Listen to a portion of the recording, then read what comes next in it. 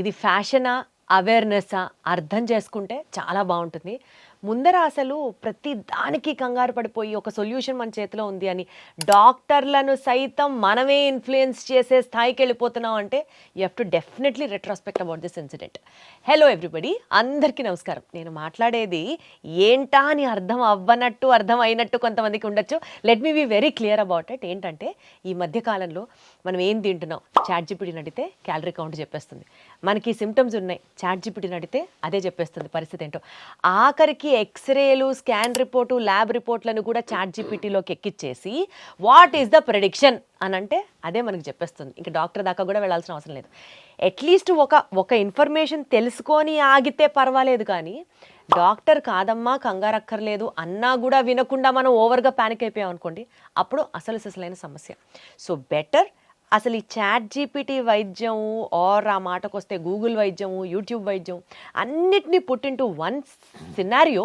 ఈ విషయం గురించి ఎంత డేంజరస్గా మారుతుంది ట్రెండ్ అన్నది definitely we need to talk about this to increase the awareness among everybody. నాతో మాట్లాడడానికి డాక్టర్ రవికాంత్ గారు ఉన్నారు, ఆయనతో కనెక్ట్ అవుదాం. సార్ నమస్తే. నమస్తే అండి. సార్, నేనే మా ఇంట్లో ఒక లైవ్ ఎగ్జాంపుల్లో బ్లడ్ టెస్ట్ చేయించుకొని HbA1c రిపోర్ట్ మా వాళ్ళకి ఎవరికి ఎక్కువ వచ్చేస్తే చాట్‌జీపీటీలోకి వెళ్ళేసి ఇంకిది టూ మచ్ ఉంది HbA1c, ఇంకా మీరు జాగ్రత్త పడాలి లేకపోతే చాలా కాంప్లికేషన్స్ వస్తాయంటే ఇంకా అసలు టెన్షన్ అయిపోయి ప్యానిక్ అయిపోయి డాక్టర్ దగ్గరికి వెళ్ళిపోయి డోస్ పెంచండి అని, ఆ డాక్టర్ ఏమో అక్కర్లేదని, ఎంత తలకాయ నొప్పి, ఎంత డ్రామా నడిచిందంటే. ఇలాంటి పేషెంట్స్ని మీరు చూస్తుంటారా సార్? యాక్చువల్గా ఈరోజు ఒక పేషెంట్ చూశానండి. సో ఆ పేషెంట్కి ఉన్న కంప్లైంట్ ఏంటంటే షీఈస్ ఇన్ 30 years ఉంటాయి, 30, 28 అలా ఉంటాయి. తనకి లెఫ్ట్ సైడ్ చెస్ట్లో అదో తెలియని ఇబ్బంది, షీ కుడ్ నాట్ ఎక్స్ప్లెయిన్. అది నొప్ప, మంట ఏంటి అనేది తను చెప్పలేకపోతుంది. సో ఎడం పక్క ఏదో ఉంది, ఛాతీలో ఉంది ఏదో అని తను చాట్‌జీపీటీలో లెఫ్ట్ సైడెడ్ చెస్ట్ పెయిన్ అని కొడితే ఫస్ట్ వచ్చేది హార్ట్ అటాక్ అని వచ్చింది దాంట్లో. సో హార్ట్ అటాక్ అని రాగానే తనకి ఇంకా దాంట్లోంచి బయటపడలేకపోతుంది. వెంటనే అక్కడ అమెరికాలో ఉంటుంది, అమెరికాలో ఎమర్జెన్సీకి వెళ్ళారు. అది ఈసీజీ అట్లాంటి బేసిక్ టెస్ట్లు చూసి ఏం అవసరం లేదు, అంత బాగానే ఉంది, ఏం హార్ట్ అటాక్ లాంటిది ఏం లేదు అని దే హ్యావ్ ఎష్యూర్డ్ దెమ్, ఏం కాదమ్మా అని. కానీ భయం అనేది ఒకటి ఉంటుంది కదండి. సో ఇది నాకే వస్తే, సో కొంతమంది యంగ్స్టర్స్ ఇలా పడిపోతున్నారు, అలా ఆ భయంతో నాకు యాంజియోగ్రామ్ చేయండి అని అక్కడ అడిగితే ఆ ఇన్సూరెన్స్ రూల్స్ ప్రకారం కానీ దేనివల్ల కానీ వాళ్ళు ఒప్పుకోకపోతే తను ఆల్మోస్ట్ ఇది జరిగి వన్ మంత్ అయింది అమెరికాలో. తర్వాత తను ఇండియా వచ్చి ఇండియాలో మనకి ఏ టెస్ట్ అయినా యాక్సెసిబుల్ ఉంటుంది, వెంటనే అక్కడ 1, 2 నెలలు, 3 నెలలు అపాయింట్మెంట్ తర్వాత దొరుకుతుంది. ఇక్కడైతే ఒకే రోజు అన్ని రకాల టెస్టులు మనకు కావాల్సినంత స్పీడ్గా చేయించుకోవచ్చు. ఇండియా వచ్చేసి ఒక హాస్పిటల్కి వెళ్ళి నాకు ఇట్లా ఉందండి, నాకు ఒక యాంజియోగ్రామ్ కావాలి అని అన్నాను. యాంజియోగ్రామ్ అవసరం లేదమ్మా నీకు అని చెప్పినా కానీ లేదండి నాకు కావాలి అంటే, సరే రెగ్యులర్ యాంజియోగ్రామ్ అంటే ఇక్కడ సూది గుచ్చి లోపలికి వేసి చేయాలి కదా, అది రిస్క్ ఎందుకు అనవసరంగా సిటీ యాంజియోగ్రామ్ చేద్దామని సిటీ స్కాన్ యాంజియోగ్రామ్ చేయించారు. CT scan angiogram, calcium score అన్నీ చేసుకుంటే అన్నీ 0 ఉన్నాయి, అసలు అంటే ఏమీ లేదని. దీన్ని బట్టి మనం అర్థం చేసుకోవాల్సి, చాలామంది ఏమనుకుంటున్నారు, ఒక టెస్టే కదా చేసేసుకున్నాం మనకేముంది హ్యాపీగా ఉన్నాం కదా అని అనుకుంటున్నారు. అంటే ప్రతి దాన్ని అవసరం లేని టెస్ట్ చేయటం వల్ల ఒక రక్తం ఒక చుక్క లేకపోతే ఇంతో 5 ml ఇస్తే దానివల్ల పెద్ద నష్టమేం లేదు. కానీ ఒక అల్ట్రాసౌండ్ స్కాన్ చేస్తే ఏం అవ్వదు. అల్ట్రాసౌండ్ అంటే మన సౌండ్ వేవ్స్, మన నోట్లోంచి వచ్చిన వైబ్రేషన్స్ లాంటి అల్ట్రాసౌండ్ స్కాన్ ఎన్ని 1000 సార్లు చేయించుకున్నా రిస్క్ ఉండదు. ఎంఆర్ఐ స్కాన్లో కూడా రిస్క్ ఉండదు. కానీ సిటీ స్కాన్ అలా కాదు. తను ఏం చేయించుకుంది, సిటీ యాంజియోగ్రామ్ చేయించుకుంది. ఒక్క CT scan is equals to 1000 X-rays. 1000 ఎక్స్రేస్లో తగిలినంత రేడియేషన్ తగులుతుందన్నమాట. ఇప్పుడు చైల్డ్ బేరింగ్ ఏజ్ ఉన్న ఉమెన్ అంటే 30 yearsలో అలా ఉన్నప్పుడు వాళ్ళకి ఆ రేడియేషన్ అంతా తగిలితే వాళ్ళ ఓవరీస్కి కూడా తగులుతాయి, వాళ్ళ థైరాయిడ్స్కి తగులుతాయి. These are very radiation sensitive organs మన బాడీలో.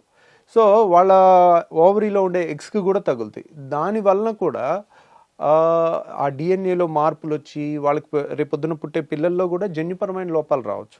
అందుకని అంత తొందరగా రేడియేషన్ ఉన్న టెస్ట్లని అంత తొందరగా రికమెండ్ చేయరు. కానీ ప్రాబ్లం ఏంటంటే ఇక్కడ వాళ్ళు అది చేయించుకుని నార్మల్ అని వాళ్ళకి తెలిసిందే వైద్యం అని అనుకునే స్టేజ్కి వాళ్ళ భయం తీసుకెళ్తుందంటే మనం రీసెర్చ్ చేయాలి. ఏది యూట్యూబ్లో రీసెర్చ్ చేయండి, గూగుల్లో చేయండి. Who is the genuine doctor, ఎవరైతే మినిమం టెస్టులతో మంచి వాళ్ళ ఐక్యూ వాడి బెస్ట్గా వాళ్ళు సజెషన్ ఇవ్వగలుగుతారనేది చేసి వాళ్ళ దగ్గరికి వెళ్ళి ఒపీనియన్ తీసుకోవటం అనేది బెస్ట్ ఆప్షన్. అంతేగాని ఇప్పుడు మనమే గూగుల్ చేసేస్తే మనం ఒక డాక్టర్కి వచ్చేస్తుంది అని అనుకోవటం మూర్ఖత్వం. అలా అయితే మన పిల్లల్ని చదివించుకోవటం ఎందుకు? మన పిల్లల్ని కష్టపడి రోజుకి 18 గంటలు 20 గంటలు చదువుకుని వాళ్ళు ఒక కష్టపడి డాక్టర్లు అయ్యి ఒక 20-30 ఏళ్ళు చదివించుకోవటం ఎందుకు కదా? ఇంకా ఆ ప్రాసెస్ అంతా వేస్ట్ కదండి. సో అంత ఈజీగా ఉండదు. అంటే మెడికల్ సైన్స్లో మాస్టరీ అనేది బాగా చదువుకున్న వాళ్ళకే చాలా కష్టం అది. అలాంటిది ఒక సింపుల్ ChatGPTలోనో గూగుల్లోనో సెర్చ్ చేసేసి దానివల్ల చాలామంది సైడ్ ఎఫెక్ట్స్, ఇబ్బందులు, మానసిక క్షోభ అనుభవించే వాళ్ళే ఎక్కువ ఉన్నారు. కాబట్టి పునరాలోచించండి. మీరు డాక్టర్స్ని ఎక్కువ టెస్టులు కావాలని వీలైనంత వరకు అడగొద్దు. అవి కూడా కొన్ని రిస్కీ టెస్టులు ఉంటాయి. మీరు మళ్ళీ మళ్ళీ అడుగుతుంటే అందరికీ ఇలా డీటెయిల్గా ఎక్స్ప్లెయిన్ చేసే టైం ఉండదు. బయట ఇంకో 40 మంది పేషెంట్లు ఉంటారు, మీకు సిటీ స్కాన్లో ఇన్ని రేడియేషన్ ఉంటుంది, ఇంకెందుకు వచ్చిన గొడవలే, తలనొప్పి ఎందుకు, ఇవన్నీ చెప్పే బదులు ఒకటి రాసి ఇచ్చి పడేస్తే పోద్ది కదా అనే స్టేజ్కి తెచ్చుకోకండి. సో ఎందుకంటే మీ ఆరోగ్యం గురించి మీకు లేని బాధ ఇంకో డాక్టర్కైనా ఎందుకు ఉంటుంది? అన్నిసార్లు అందరూ ఎక్స్ప్లెయిన్ చేయరు, చేసిన వినని పరిస్థితిలో కూడా ఉంటున్నారు. అలా వెళ్ళకండి. సో చివరికి తనకి ఎండోస్కోపీ చేస్తే ఎండోస్కోపీలో హైటస్ హెర్నియా ఉండి రిఫ్లెక్స్ డిసీజ్ ఉంది. అంటే పొట్టలో ఉండాల్సిన యాసిడ్ పైకి తంతుంది. దానివల్ల ఇప్పుడు 30 ఏళ్ల వయసులో హార్ట్ అటాక్ రావటం అనేది జరగదు యూజువల్గా. ఇంకా అలా జరిగింది అనుకోండి, రేపొద్దున 10 ఏళ్ల కుర్రోడు నాకు ఛాతీలో నొప్పి వచ్చిందంటే యాంజియోగ్రామ్ చేస్తావా? దేనికన్నా ఒక రేషనల్, ఒక సెన్స్ అనేది ఉండాలి. అదే 65 ఏళ్ల మనిషి, 60 ఏళ్ల మనిషి, లేదంటే 45 ఏళ్ల మనిషి అయి ఉన్నాడు కానీ చైన్ స్మోకర్ అనుకోండి, తనకి హార్ట్ అటాక్ వచ్చే అవకాశం ఉంటుంది. రోజుకి 2 పెట్లు 3 పెట్లు స్మోకింగ్ చేసే వాళ్ళకి ఖచ్చితంగా హార్ట్ అటాక్ వస్తుంది. సో అలాంటి మేము చూసుకుని టెస్టులు సజెస్ట్ చేయటం వేరు. బ్లాంకెట్గా ఛాతీలో నొప్పి వచ్చింది, నా పిల్లోడికి హార్ట్ అటాక్ వచ్చిందని వాళ్ళకు కూడా చేయించడం అనేది మూర్ఖత్వం అనమాట. So common things first. ఈ ఏజ్లో వచ్చేది ఏంటి అంటే యాసిడ్ రిఫ్లెక్స్ కామన్. 99% చెస్ట్ పెయిన్కి కారణం యాసిడ్ రిఫ్లెక్స్, 1% హార్ట్ అటాక్. అందరికీ 99% హార్ట్ అటాక్ అయితే భూమి మీద ఎవరు బతికొండరు అనమాట. కాబట్టి తెలివిగా వాడుకోండి టెస్ట్లని.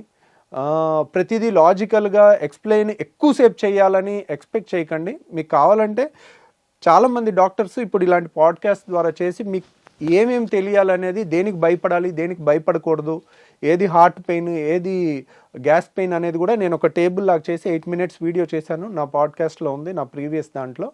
అలా చూసుకుంటే మీకు నాలెడ్జ్ తెలిస్తే అనవసరంగా మీరు కంగారు పడరు, అనవసరమైన టెస్టులు చేయించుకోరు. బేసికల్గా ChatGPT are Google or YouTube మీద పెట్టిన నమ్మకం డాక్టర్ మీద ఉంచితే, డాక్టర్ చెప్పేది వింటే ప్రాబ్లం అక్కడతో సాల్వ్ అవుతుంది.